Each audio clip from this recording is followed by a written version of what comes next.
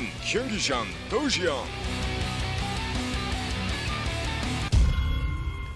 Well, here we are, guys, on Sandshore and Mist, and on the right side in the blue from the Team Prime, getting 2 wins already in this Team League match today. It is none other than Marine King.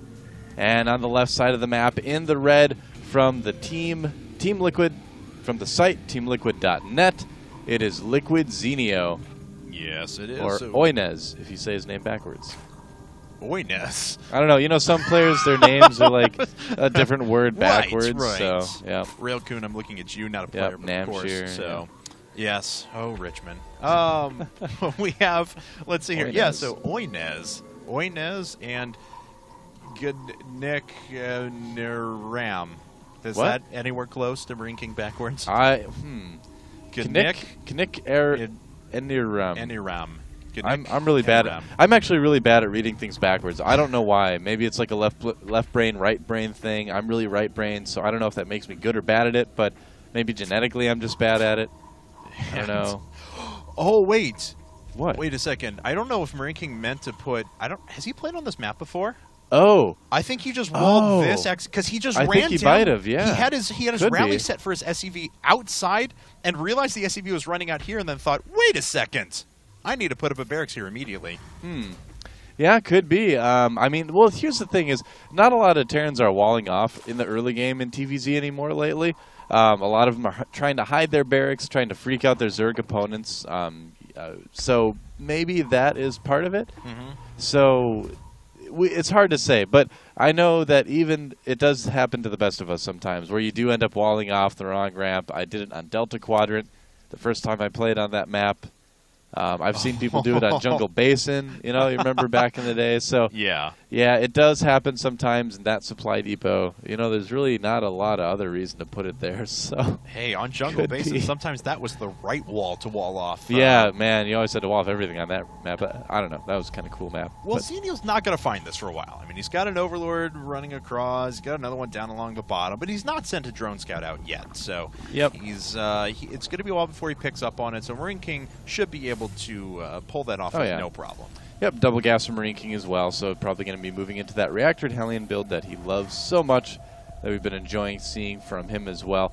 But not a lot of Zergs, just like nobody is doing that really early aggression versus Terran anymore. So Terrans can be pretty lax in the early game as far as how they wall things off.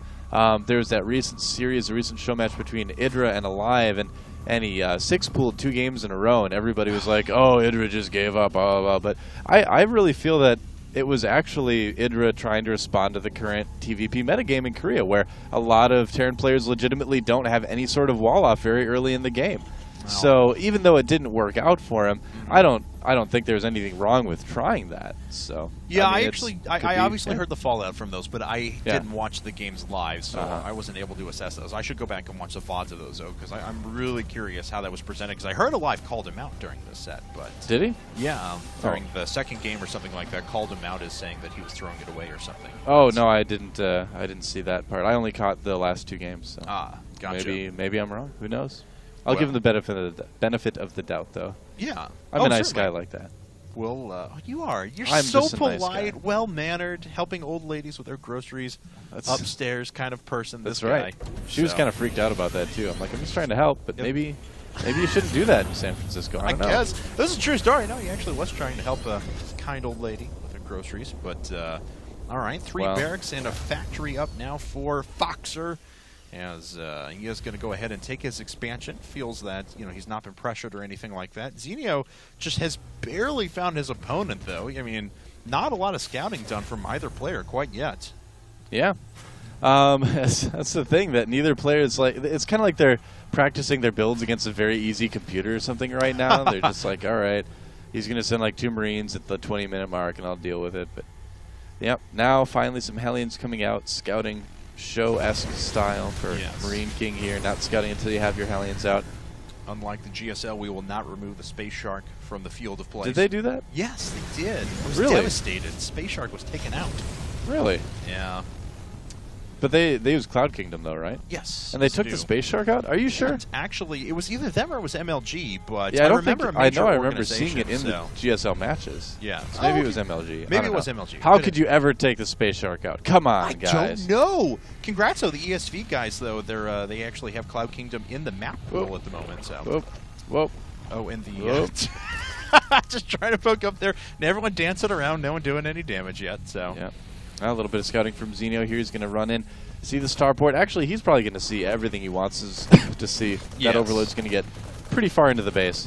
Yep, and he does see Tech Lab over the left-hand side as well and knows what that'll be attached to. Yep. Or does he? He actually does not. Doesn't know. Okay. Yeah. Most likely it is going to be a barracks, but there's always a chance. Marine King has done builds in TVZ in the past where he goes for a quick second factory for Blue Flame Hellion, a lot of Hellions. So if I was up on my Marine King games and I was playing against him, I definitely want to know what that Tech Lab was attached to.